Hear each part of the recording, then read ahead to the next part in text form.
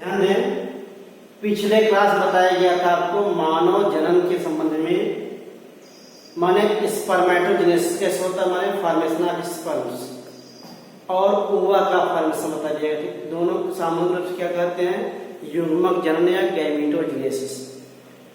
जब गैमेटोजेनेसिस होता है तो उसके बाद क्या होगा, स्पर्म तथा ओवा का फ्यूजन होता है और यह प्रोसेस कहलाता है फर्टिलाइजेशन, निषेचन। निषेचन के बाद जाइगोट बनता है, जाइगोट से डेवलपमेंट होता है भ्रूण का। अब ध्यान दें, यहाँ पे ये फीमेल का यूट्रस दिखाया गया है। इसी यूट्रस में जो जाइगोट भ्रूण बनाता, भ्रूण जुड़ जाता है, ये कहलाता है प्लेसेंटा। ठीक, माने जाइगोट के डेवलपमेंट से भ्रूण का परिवर्तन होता है। अब भ्रूण का परिवर्तित भ्रूण कहाँ जाएगा, यूट्रस में, यूट्रस की दीवार से प्लेसेंटा या आंवला के द्वारा जुड़ जाता है। ठीक, अब यह जुड़ करके इसके आगे का डेवलपमेंट क्रमशः होता रहता है, क्योंकि एक वृद्धि एवं परिवर्तित करता भ्रूण किससे पोषण प्राप्त करता है, मदर से, with the help of placenta. Placenta क्या होता है, इसे हिंदी में कहते हैं आंवल। यह यूट्रस की भित्ति से एक अतिरिक्त संरचना निकलती है जो भ्रूण के नाभि से जुड़ा होता है। यह भ्रूण के नाभि जुड़ करके वृद्धि करते हुए भ्रूण के पोषण का कार्य करता है। ठीक है, माने एक परिवर्तित भ्रूण या वृद्धि करते हुए भ्रूण किससे पोषण प्राप्त करता है, मदर के यूट्रस से जुड़े प्लेसेंटा से। अब यहाँ देखें, भ्रूण के परिवर्तन से इसमें 3 डर्म या 3 परत का निर्माण होता है। पहला है एक्टोडर्म, दूसरा है मेसोडर्म, तीसरा है एंडोडर्म। ये 3 कहलाती हैं जननिक अस्तर या जर्नल लेयर। इन्हें नाम दिया गया है जननिक अस्तर। ठीक, इन्हीं जननिक अस्तर से शरीर के विभिन्न अंगों तथा ग्रंथियों का विकास होता है। ध्यान दीजिएगा, पहला स्तर है एंडोडर्म, सॉरी एक्टोडर्म। एक्टोडर्म माने सबसे प्राथमिक स्तर होता है। इसकी सहायता से नाक का विकास होता है, बाल का निर्माण हो जाता है, नाखून बन जाता है, तंत्रिका तंत्र का निर्माण शुरू हो जाता है, एड्रिनल ग्लैंड का निर्माण होता है, आंख का विकास होता है, कान के बाह्य कर्ण का विकास होता है, मुख गुहा बन जाती है, दांत के इनामेल का विकास होता है और पीयूष ग्रंथि का विकास होता है। माने कितने सारे अंगों का विकास किस द्वारा होता है, एक्टोडर्म या इसे कहते हैं प्राथमिक जननिक स्तर। ठीक है, सेकेंड कहलाता है मेसोडर्म, ये माध्य स्तर होता है। इसके द्वारा त्वचा शरीर बन जाती है, संयोजी ऊतकों का निर्माण होता है। संयोजी ऊतक में जैसे ब्लड आता है, माने अब मेसोडर्म से संयोजी ऊतक बन जाते हैं, हृदय का डेवलपमेंट हो जाता है, अंतःकरण का विकास हो जाता है, दांत के डेंटाइन, बताया गया दांत में 2 स्तर होते हैं, इनेमल बाहरी स्तर होता है, अंदर डेंटाइन का विकास होता है। ठीक, अब जो मेल कोशिकाएं हैं या अंग कहलाते हैं, अंग तंत्र हैं, उनका निर्माण एंडोडर्म के द्वारा होता है। एंडोडर्म से आहार नाल बन जाती है, यकृत का विकास होता है, अग्नाशय का विकास होता है, फेफड़ों का निर्माण हो जाता है, थायराइड, पैराथायराइड, थाइमस, ये सभी अंतःस्रावी ग्रंथियों का विकास होता है। ठीक है, यहाँ तक होता है। अब विकास होने के बाद क्या प्रक्रिया शुरू होती है, भ्रूण का परिवर्तन। अगली घड़ी है भ्रूण का परिवर्तन होगा, वृद्धि करेगा और उसी से एक पूर्ण विकसित शिशु का विकास होता है, जन्म, भ्रूणीय परिवर्तन।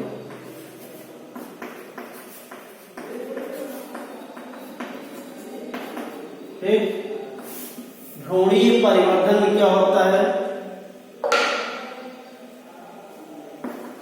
एक लिख लो, भ्रूणीय परिवर्तन निम्नलिखित 3 प्रावस्थाओं के अंतर्गत होता है। ठीक है, कौन कौन से, पहला है मार्ला स्टेज, दूसरा है गैस्ट्रुला स्टेज, और तीसरा है ब्लास्टोस्टेज। इन तीन अवस्थाओं के तहत भ्रूण का पूर्ण परिवर्तन होता है। अब सारे अंगों का विकास रहता है। अब यह क्या होता है, लगभग 270 दिन तक में भ्रूण मैच्योर या एक पूर्ण शिशु में विकसित हो जाता है। अब इसका जन्म होता है। जन्म कैसे होता है आगे देखिए।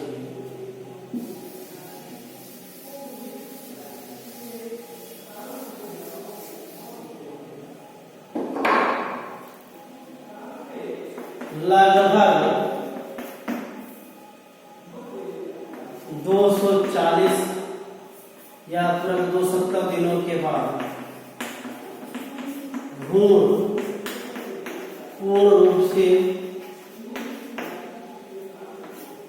शिशु में विकसित हो जाता है। ठीक, अब इसके बाद क्या होगा, पुनः शिशु का जन्म होता है। कैसे जन्म होता है, पेशियों में या गर्भाशय की पेशियों में संकुचन प्रारंभ होता है, जिससे शिशु का या शिशु योनि मार्ग की ओर अग्रसर होता है। प्रारंभ में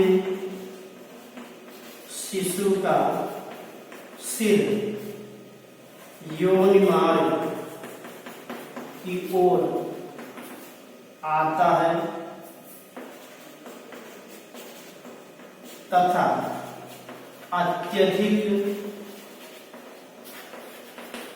दबाव के कारण यह बाहर निकलता है।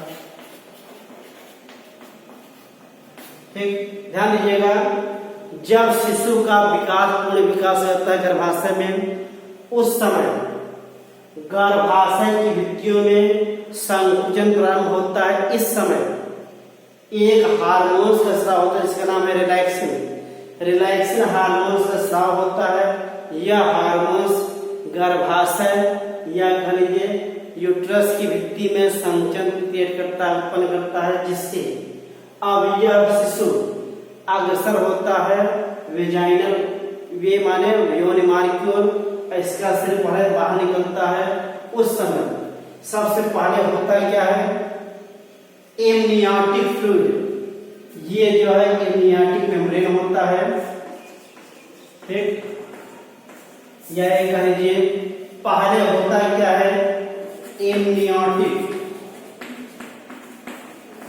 मेम्ब्रेन फट जाती है।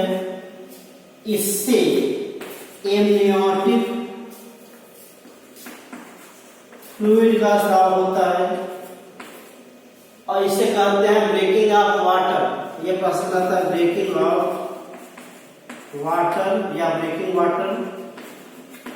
अब ये पानी बाहर निकलता शरीर से, पूरा भ्रूण या शिशु क्या होगा, शरीर से बाहर निकलता है और इसका प्लेसेंटा से जुड़ा होता है मदर की यूट्रस। शिशु का जन्म होगा, प्लेसेंटा काट करके इसको एम्ब्रियोनिक बांध देते हैं, बांध करके शिशु को अलग कर देते हैं। ठीक, ये हो गया शिशु का जन्म। शिशु के जन्म के बाद एक अगली प्रक्रिया होती है दुग्ध स्राव। आप ध्यान दीजिएगा दुग्ध का स्राव कैसे होता है, अगली हेडिंग।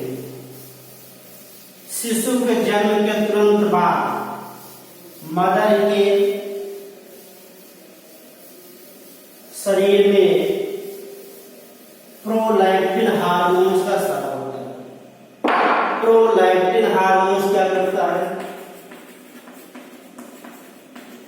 प्रोलैक्टिन हार्मोन्स क्या करता है, यह दुग्ध ग्रंथियों में दूध के स्रावण को प्रेरित करता है, माने दूध का विकास शुरू हो जाएगा, दूध का बनना शुरू हो जाता है। अब यह स्तन ग्रंथियों में क्या होगा, संचित हो जाता है। अब इसी को शिशु को पिलाया जाता है, माने जन्म होने के बाद शिशु प्रारंभिक दूध को पान करता है। प्रारंभिक दूध में क्या होता है, मदर की सारी एंटीबायोटिक्स आती हैं। यह दूध वृद्धि करते हुए तुरंत जन्म हुए शिशु को पिलाया जाता है, जिससे उसके अंदर रोग प्रतिरोधक क्षमता मेंटेन रहती है। माने जो मदर की प्रारंभिक दूध होता है उसमें बहुत सारी एंटीबायोटिक्स होती हैं मदर की, और वह शिशु के विकास में सहायता करता है। ठीक है, माने दूध का विकास शिशु द्वारा प्रेरित होता है प्रोलैक्टिन हार्मोन द्वारा। यह हार्मोन जन्म शिशु के जन्म के तुरंत बाद बनता है और स्तन ग्रंथियों में दूध के विकास को साबित करता है। दूध का स्राव शुरू हो जाता है, शिशु को पिलाया जाता है और शिशु का आगे का डेवलपमेंट मदर के शरीर से बाहर होता है। यह हो गया पूरा शिशु का जन्म, माने ह्यूमन, ये कह लीजिए ह्यूमन रिप्रोडक्शन। जन्म से लेकर के क्या होगा, माने शिशु का जन्म हुआ, उसके बाद आगे का डेवलपमेंट नेचर होता है। ये पूरे प्रक्रिया होती है रिप्रोडक्शन इन ह्यूमन। ये चैप्टर पूरा हो गया। इसमें कुछ 60 नोट्स आते हैं, 60 नोट्स आप पढ़िएगा, पढ़ करके नोट्स तैयार कर लीजिएगा। ठीक है, ये सारी बातें इस चैप्टर क्लियर हो जाती हैं। अब अगला चैप्टर हम पढ़ाएंगे, नेक्स्ट बताएंगे कला। ठीक है, ये सारी बातें नोट कर लीजिएगा किताब की सहायता से। किताब में सारी बातें दी गई हैं। मैंने आपको ओरल बता दिया है, संक्षेप बता दिया गया है। यदि आप नोट्स बनाना चाहेंगे किताब की सहायता से नोट्स को बनाइएगा। ठीक है, ये हो जाता है चैप्टर कंप्लीट। ठीक है,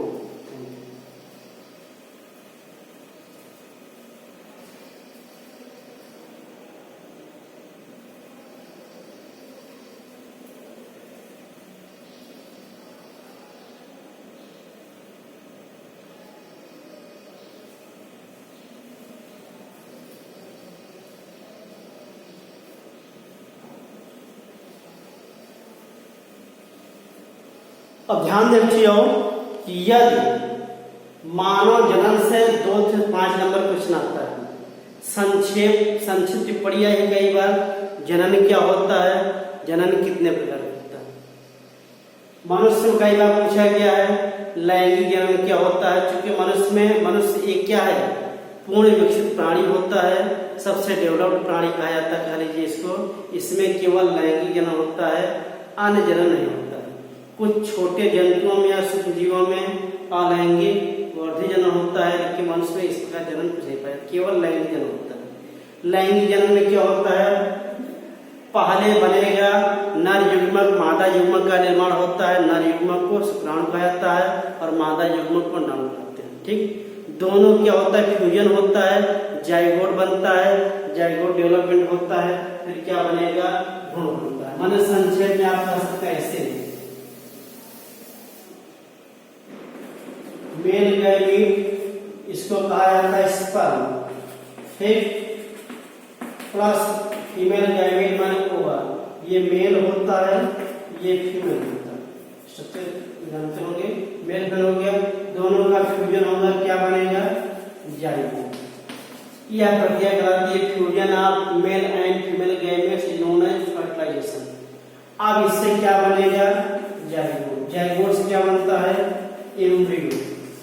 एम्ब्रियो से डेवलपमेंट होता है एडल्ट चाइल्ड का, या कहेंगे केवल चाइल्ड। ठीक, अब चाइल्ड बन जाता है, चाइल्ड का डेवलपमेंट होगा, इसका जन्म हो जाता है। ठीक, ये चैप्टर पूरा हो जाता है यहीं पे। नेक्स्ट चैप्टर लेके पढ़ाएंगे।